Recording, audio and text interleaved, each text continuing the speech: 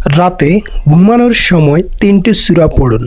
ইনশাআল্লাহ ধন দৌলতের মালিক হবেন, ব্যবসায় বরকত আসবে, ঘরে বরকত আসবে। মুমিন মুসলমানের প্রতিটি কাজকর্মেই ইবাদত, যদি তা মহান রাব্বুল আলামিন আল্লাহ তাআলা সন্তুষ্টি কামনার মাধ্যমে করা হয়। সারাদিনের কাজকর্ম শেষে মানুষ যখন রাতে ঘুমাতে যায় তখন বিশেষ কিছু আমল বা দোয়া পড়তে হয়, তাতে যেন ঘুমটিও ইবাদতে পরিণত হয়।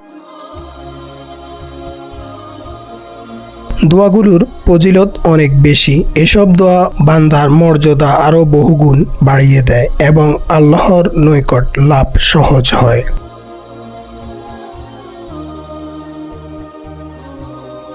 1 নাম্বার, ঘুমানোর আগে সূরা বাকারার 255 নম্বর আয়াত তেলাওয়াত করা, যা আয়াতুল কুরসি নামে পরিচিত।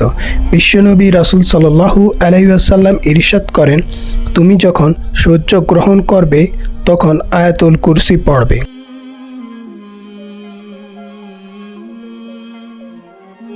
তাহলে আল্লাহ তাআলার পক্ষ থেকে তোমার জন্য একজন রক্ষক থাকবে এবং সকাল পর্যন্ত শয়তান তোমার কাছে আসতে পারবে না। 2 নাম্বার, ঘুমানোর আগে সূরা বাকারার শেষ 2টি আয়াত তথা 285-286 নাম্বার পাঠ করলে অনেক কল্যাণ সাধন হয়।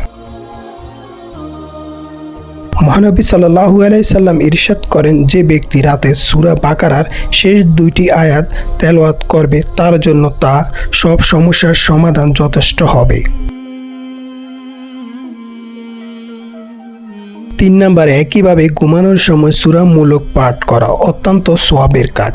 হযরত জাবের রাদিয়াল্লাহু বলেন, রাসূল সাল্লাল্লাহু আলাইহি সাল্লাম সূরা মুলক না পড়ে ঘুমাতেন না।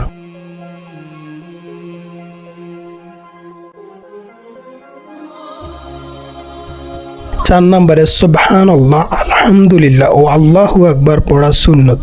মহানবী সাল্লাল্লাহু আলাইহি সাল্লাম ইরশাদ করেন, আমি কি তোমাদের উত্তম জিনিসের সন্ধান দেব না?